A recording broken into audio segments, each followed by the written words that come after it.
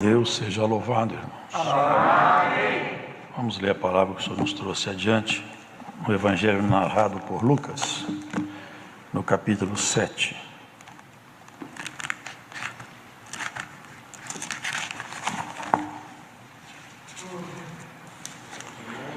Iniciemos a leitura a partir...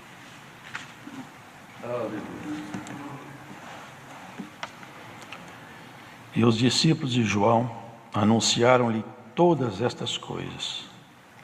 E João, chamando 2 dos seus discípulos, enviou-os a Jesus, dizendo: És tu aquele que havia de vir, ou esperamos outro? E quando aqueles homens chegaram junto dele, disseram: João Batista enviou-nos a perguntar-te: És tu aquele que havia de vir, ou esperamos outro?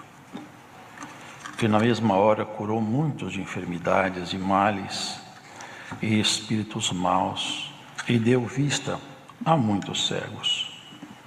Respondendo então Jesus, disse-lhes: Ide, e anunciai a João o que tendes visto e ouvido, que os cegos veem, os coxos andam, os leprosos são purificados, os surdos ouvem, os mortos ressuscitam, e aos pobres anuncia-se o Evangelho. E bem-aventurado aquele que em mim se não escandalizar. E tendo-se retirado os mensageiros de João, começou a dizer à multidão acerca de João: que saístes a ver no deserto uma cana abalada pelo vento, mas que saístes a ver um homem trajado de vestidos delicados. Eis que os que andam com preciosos vestidos e em delícias estão nos passos reais. Mas que saístes a ver? Um profeta? Sim, vos digo, e muito mais do que profeta. Este é aquele de quem está escrito: Eis que envio o meu anjo diante da tua face, o qual preparará diante de ti o teu caminho. E eu vos digo que entre os nascidos de mulheres não há maior profeta do que João Batista, mas o menor no reino de Deus é maior do que ele. E todo o povo que o ouviu, e os publicanos, tendo sido batizados com o batismo de João, justificaram a Deus. Mas os fariseus e os doutores da lei rejeitaram o conselho de Deus contra si mesmos, não tendo sido batizados por ele. E disse o Senhor: A quem, pois, compararei os homens desta geração, e a quem são semelhantes? São semelhantes aos meninos que, assentados nas praças, chamam uns aos outros e dizem: Tocamo-vos flauta e não dançastes, cantamo-vos lamentações e não chorastes. Porque veio João Batista, que não comia pão nem bebia vinho, e dizeis: tem demônio. E veio o Filho do Homem, que come e bebe, e dizeis: eis aí um homem comilão e bebedor de vinho, amigo dos publicanos e dos pecadores.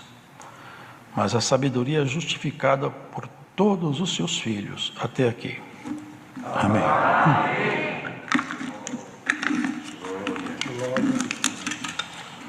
Aqui vemos, irmãos, na exposição feita por esse servo de Deus, os momentos difíceis que João passou. Um homem que não foi instruído nos padrões daqueles escribas, daqueles intérpretes da lei. Ele se afastou para o deserto, e talvez com os grunhidos dos coiotes e a solidão. Ele não viu e não ouvia as músicas suaves da cidade, nem os pratos deliciosos.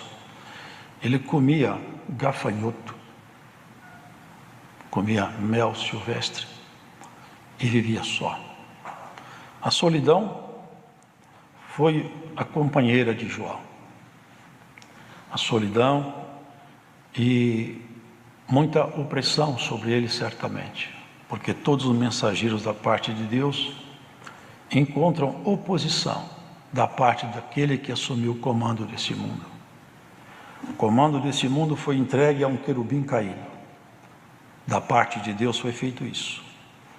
E desde então, do pecado, essa terra geme debaixo dessa pressão que ele exerce. Só que João era um homem muito dedicado de uma maneira extraordinária.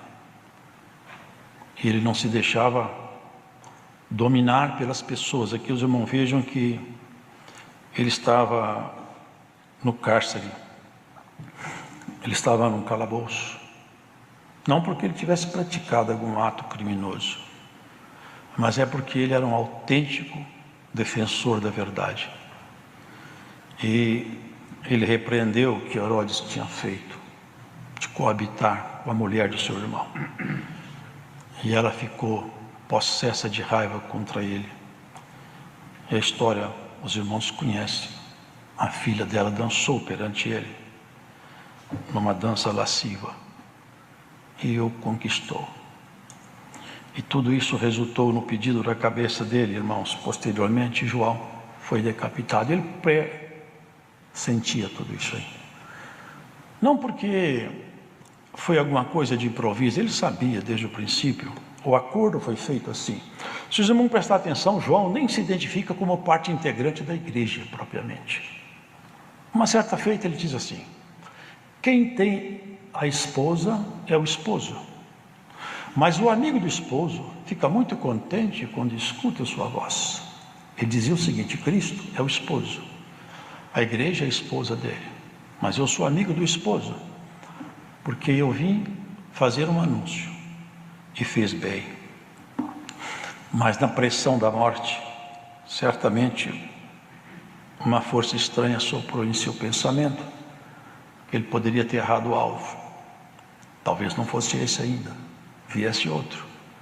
São pressões que caíram sobre João. Ele enviou 2 dos seus discípulos e perguntando: é o Senhor mesmo que a gente está esperando? É isso mesmo? Está tudo certo, porque eu estou muito oprimido, eu estou pronto a ser morto. Eu espero ter acertado a minha missão. Confirma para mim, me dá uma paz, eu estou muito aflito. É o Senhor mesmo? Conforta meu coração, me ajuda. Porque, irmãos, o ser humano, ele sente medo, sente aflição. Mas quando ele tem um amor genuíno, o medo e a aflição não tira dele o temor do Altíssimo. E ele preservou. E quando foi então o Senhor interrogado acerca disso, da parte de João? Porque os irmãos lembram? João, ele não fez curso preparatório. Ele não fez um curso introdutório com aquele Talmud judaico que era cheio de preceitos humanos e cheio de tradições rabínicas que encheu o povo de peso terrível, e eles mesmos eram hipócritas e nem sequer tocavam com o dedo aquele peso que eles colocavam na ombro daquelas pessoas. E João não foi instruído com eles, João foi instruído pelo Senhor. O Senhor tinha dito a ele: João, eu vou te dar um sinal. Quando você encontrar o Messias, o sinal é esse: do alto do céu descerá, na forma corpórea de uma pomba, o meu Espírito. Ele vai pousar sobre o Messias. Quando você ver isso, o sinal está dado. É ele. E João, ele era dedicado ao extremo.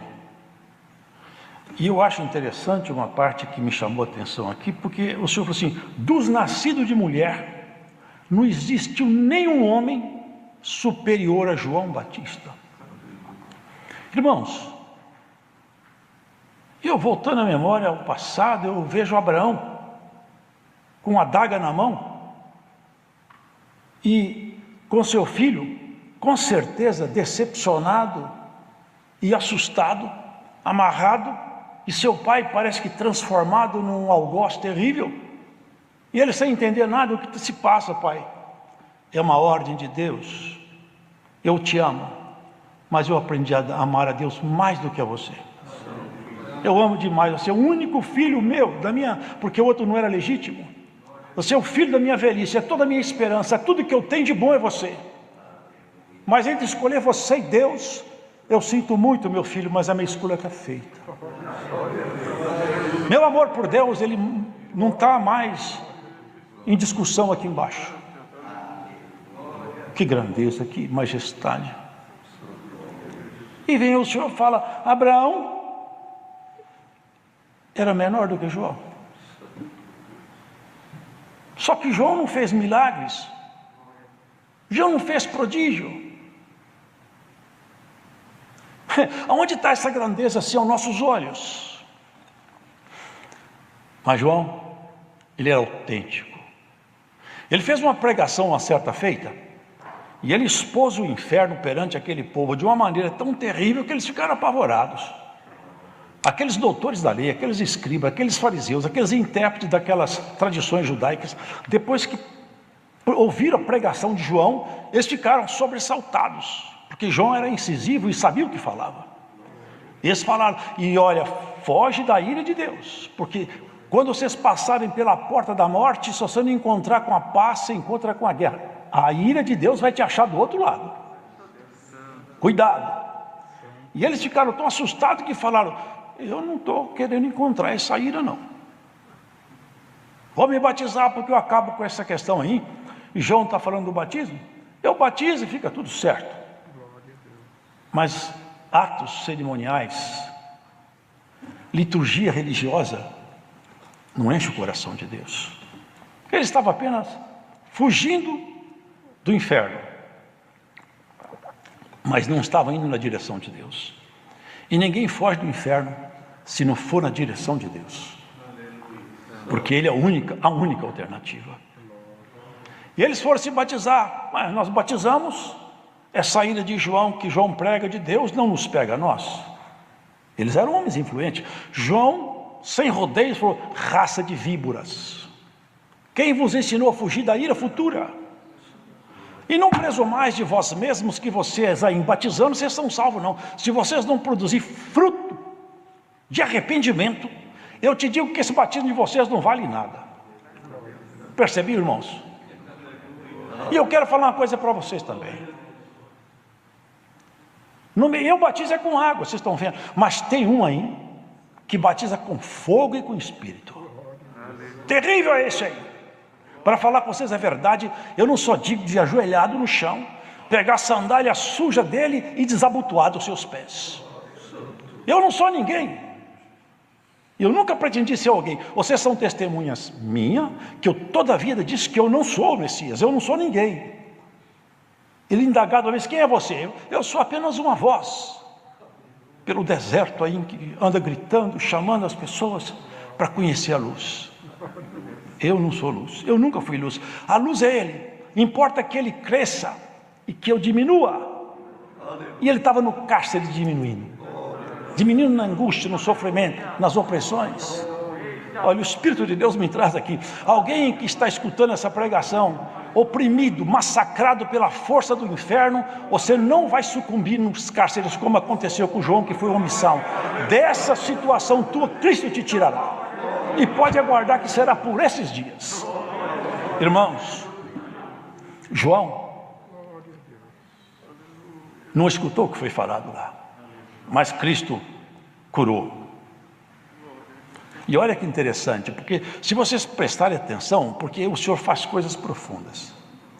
No rabinato, onde o grupo judaico estudava a Bíblia, e também o Talmud, a Torá, a Bíblia daquele tempo, eles tinham com eles a seguinte informação: o nosso Messias vem, e quando ele vier nós vamos identificá-lo. E nós temos um protocolo de identificação do Messias.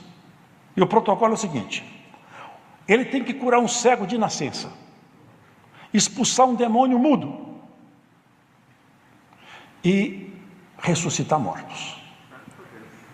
Alguém que vier com essas prerrogativas, nós sabemos que ele tal é o Messias. E ele passou essas prerrogativas aqui, numa mensagem cifrada para João. Fala que os cegos estão vendo. Vocês lembram aquele cego que ele curou, de nascença? Foi uma indagação, foi uma verdadeira inquirição que eles fizeram com ele. Esse menino era cego, era desde que nasceu. Não pode estar enxergando, não, mas ele nasceu cego. Mas não é possível, nunca aconteceu isso. Isso só pode ser um Messias. Mas eles não queriam aquele Messias que andava de chinelo e era um carpinteiro feio. Eles queriam um Messias andando em cavalo real, debaixo dos seus padrões de valores. Esse Messias era muito pouco para eles. Quem que te curou? Fala com ele mesmo, porque ele é grande. E ele confessou. Eu encontrei com um homem que ele mandou me lavar. Ele se lavou onde? Perante os sacerdotes. Quando ele curava os leprosos, vocês lembram? Vai lá, lava-te perante os sacerdotes e paga a oferta que foi acordada segundo a lei mosaica. Porque todo sacerdote, ao ver esses sinais, eles teriam que confessar: eu achei o Messias, ele está aqui. E vamos atrás dele. Eu vou chamar para o povo de Israel: venham conhecer o Messias. O nosso protocolo já está cumprido. Mas eles acharam o Messias e não falaram para Israel. Porque o Messias era muito pouco para eles. Os irmãos sabem que o nosso mundo mudou muito. A tecnologia está num estado de arte refinado. Mas o homem não mudou. A miséria que habitava no homem desde Adão continua habitando. Os mesmos sentimentos perversos, caídos, as mesmas restrições humanas. Nós lançamos naves no espaço e não somos capazes de mudar sequer a conduta moral de uma outra pessoa numa formação acadêmica. O fato é, irmãos, que os sinais foram enviados. E ele falou, e João não ouviu. João só ouviu isso. Fala para eles isso aí. Fala para João que você está vendo as pessoas serem curadas. Cego enxerga, leproso é purificado. João é um homem espiritual. Eu não vou falar que eu sou Messias. Ele me conheceu por um sinal. Por um sinal eu faço ele me reconhecer outra vez. É o suficiente para ele. Voltar. Quando saíram aqueles mensageiros, o Senhor falou para a turba: o que saístes a ver no deserto? Um profeta? Sim, mas muito mais do que o profeta. Ele perguntou antes: uma cana agitada pelo vento? Ele foi lá em cima dos escribas e dos fariseus. Porque a cana, quando se agita, ela vai na direção do chão.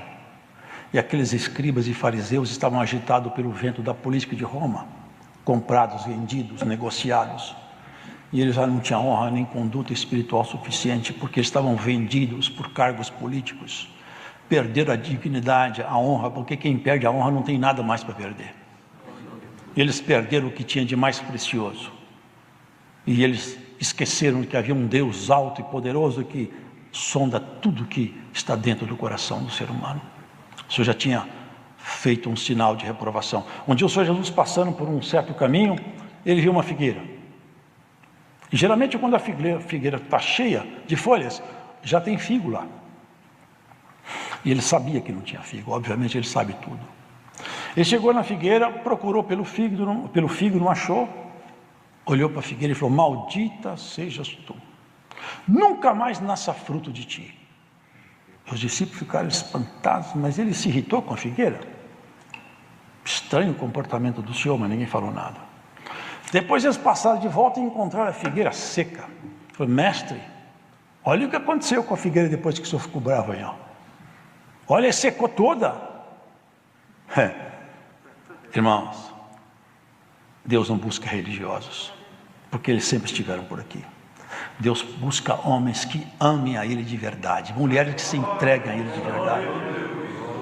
Aquela figueira é Israel, irmão, que só tinha aparato.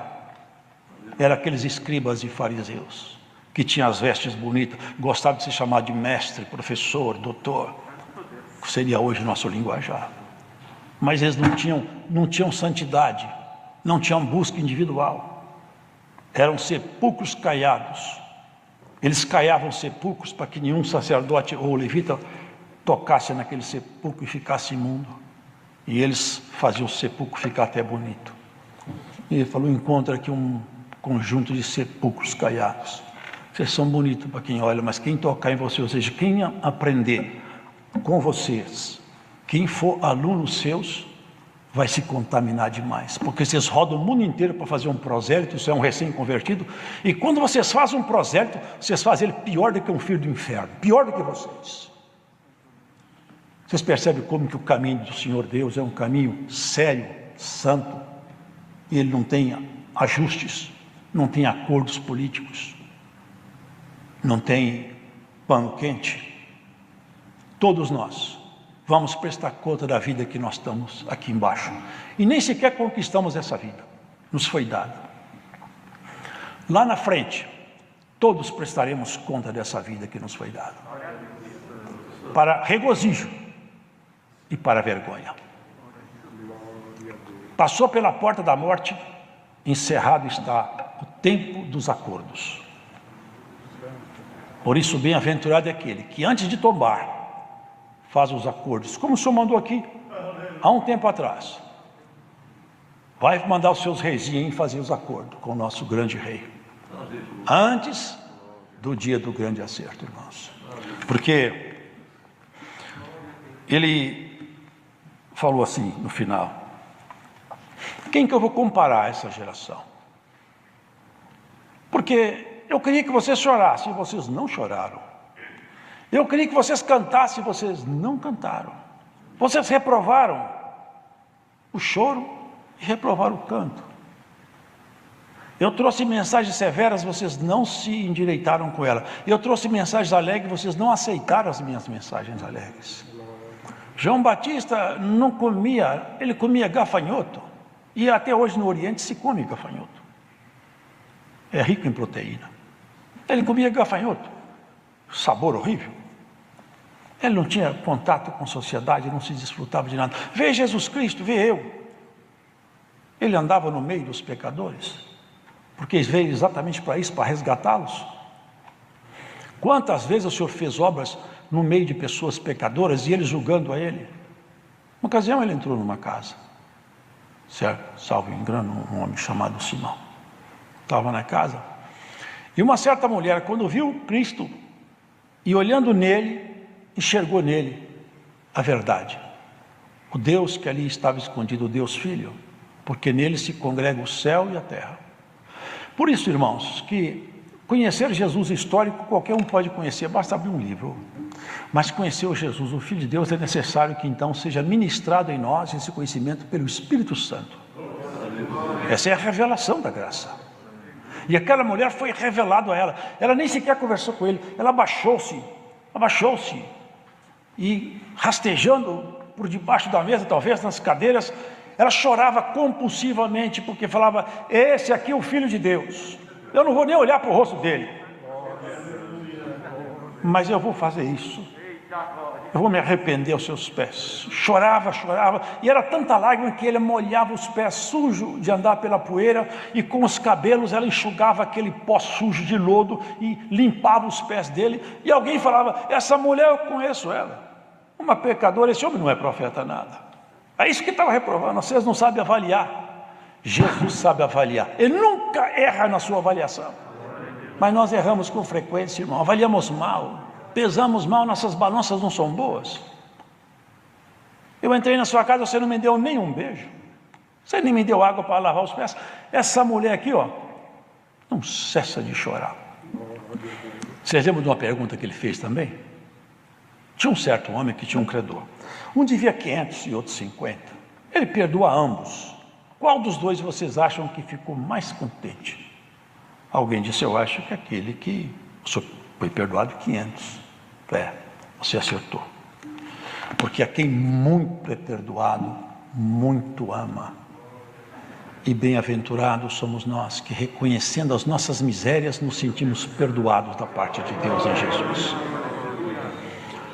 João não ouviu, mas os amigos ouviram, alguns. Ninguém eu encontrei na terra maior do que João. Mas João não ouviu essa frase na cadeia. Na cadeia é só a linguagem cifrada. Ele faz esses sinais que o Messias tem que fazer. Ele falou: tá bom, para mim eu aceito. E ali morreu um grande homem. E sabe por que ele foi maior do que todo mundo? Porque ele não chamou atenção para si em nada. Ele poderia fazer milagres. Ele tinha capacidade espiritual pela fé que estava nele de fazer qualquer milagre que ele quisesse. Mas ele não fez para ninguém olhar para ele e falar assim: eu não sou ninguém. Eu sou uma voz solitária e cansada. Mas eu conheço a luz. Eis aí o Cordeiro de Deus que tira o pecado do mundo. Corram para Ele, abracem Ele, aprendam com Ele. Esse é o Cristo anunciado. Alguém falou ainda, mas você está perdendo seus discípulos. Eu quero perder todos, porque todos são dele. Eu não tenho igreja, eu sou amigo dele, é ele que tem igreja, não sou eu. Não aceitou elogio? Se é profeta, eu não sou. Ele não mentiu, é que ele não se encaixava na interpretação deles, naquele conceito deles. Eu sou apenas uma voz, e essa voz que anunciava o Senhor nunca se exaltou. Irmãos, a grande proposta de Deus conosco é nós reconhecermos em Cristo a autoridade máxima de nossa história, rendermos nosso coração a Ele e sermos levados cativos por esse amor precioso que Ele teve por nós, porque Ele foi arrastado aos limites que um ser humano. Porque, irmãos, Jesus é um homem nascido de Maria, é um ser biológico, mas o Deus que nasceu ali, aparentemente, porque Ele sempre existiu, Ele nunca começou a existir, mas eles criam isso, esse Deus Filho sempre existiu, não começou a existir quando Jesus nasceu. Isso aí precisa ficar bem claro para nós que somos servos de Deus. Esse Deus sempre existiu, é o Verbo eterno, é a segunda pessoa da Trindade Santa. Ele sempre existiu, Ele apenas tomou forma no homem, porque Ele precisava da credencial de homem para tomar a nossa própria miséria como um problema que nós nunca íamos resolver. Como que nós tiraríamos de nós as nossas mazelas, irmãos? Nós não temos dignidade para isso. O sangue de cordeiros expiava pecado de forma temporária, mas não modificava a mente do pecador. Precisava de um sangue melhor do que o nosso, do que qualquer um dos santos do passado. Por isso ele tinha que ser um homem de verdade, sem deixar de ser o Deus que ele sempre foi. Ele tinha que congregar nele a natureza de um homem e a natureza de Deus. Essas duas naturezas tinham que estar juntas, mas a natureza de homem tinha que ser vivenciada nos limites de um ser humano. Isso foi tão real que ele chegou a dizer: eu não sei o dia que vai terminar tudo, porque dentro da natureza humana ele restringiu o que ele podia absorver para se fazer homem de verdade. No horto, ele sentiu tanta opressão no horto que ele chegou a suar sangue. Eu já vi um relato médico de que certas venículas rompem de tanta angústia. Foi tanta angústia que ele sentiu ali, tanta opressão, que o homem Jesus entrou nos limites absurdos de suportar por nossa causa. Ele foi homem, mas ele é Deus, e ele quer fazer cada um de nós virarmos filhos do Eterno no nosso caráter, na nossa dignidade pessoal, na nossa conduta. Foi aos extremos. Chegou a falar: Pai, se é possível, eu não gostaria de beber esse cálice, ele é muito amargo. A morte de cruz, rasgado com cravos. Mas tinha um agravante muito pior do que a morte de cruz, porque alguns bandidos morriam morte de cruz. Mas o que era pior do que a morte de cruz era que ele tinha que pagar a nossa conta. Ele tinha que sentir o peso do pecado de cada ser humano cair sobre ele, o castigo, e ele sentir todo o peso do castigo e falar: eu aceito, porque eu estou pagando a conta dos meus amigos. Cada gemido, cada opressão, ele foi pegando, quitando a conta de todo mundo. Quando o sangue jorrou na cruz, ele falou: a conta está paga, a conta está paga. Quem acreditar em mim, os meus gemidos lá, paga a conta dele. Por isso que toda vez que alguém, alguma força estranha quiser te acusar, se apresenta a nota sua: eu tenho recibo de quitação de minha dívida, é o sangue de Jesus Cristo que me redimiu. Lázaro, para encerrar a palavra, mas vamos ver, Lázaro morreu, ele ia ressuscitá-lo, ele iria ressuscitá-lo, mas ele revelou sua humanidade. Eu acho isso maravilhoso. A humanidade de Jesus sendo revelada é o próprio Deus se abaixando mesmo. Ele chorou. Por que ele chorou? Porque ele sentia o que o homem sente, irmãos. Mas agora ele quer que nós sintamos o que Deus sente. Por muito tempo ele falava, e a si mesmo se intitulava: eis aqui o Filho do Homem. Ele se intitulava como Filho de Homem.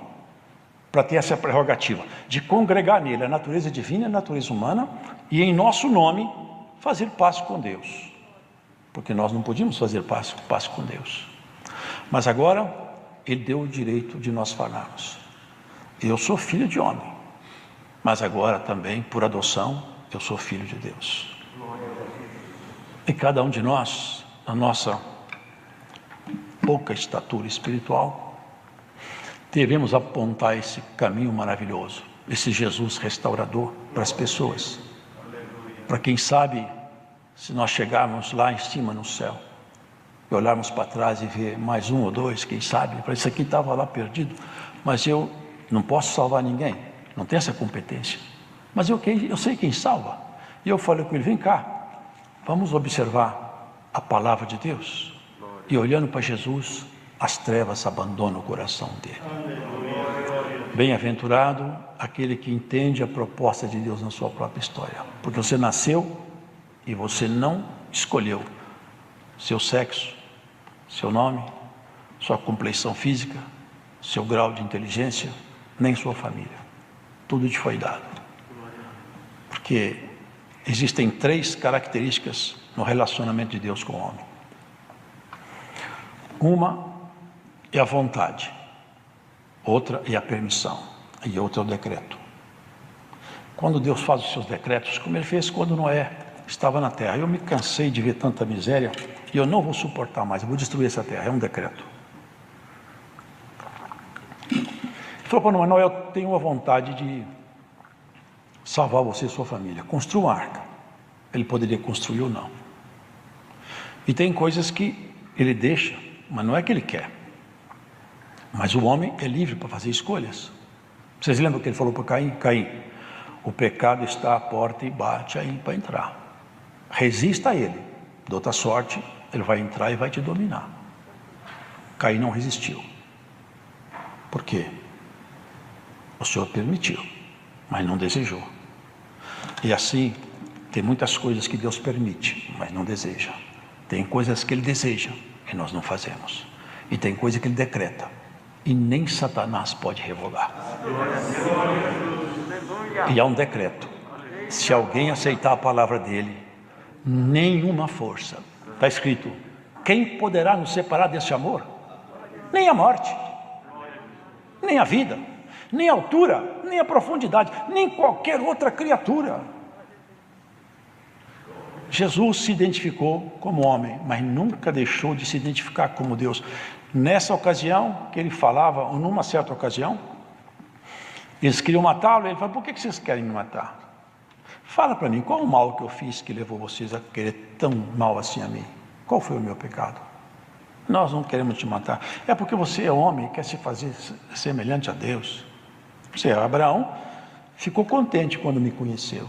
Para Abraão, o senhor não tem nem 50 anos, você conheceu Abraão? Antes que Abraão fosse, eu sou. Eles queriam jogar pedra nele. Eu falei: como pode isso aí? Vocês lembram de Abraão no carvalhal de Manre? Quando 3 varões se apresentaram a ele? Nenhum anjo de Deus aceita adoração. Se algum anjo aceitar adoração, você pode saber, da parte de Deus ele não foi enviado. Anjo de Deus não aceita adoração, a adoração é somente a Deus. Mas quando aqueles 3 varões se apresentaram a ele na tarde, ele olhou e alguma coisa nele falou: esses são representantes do Altíssimo.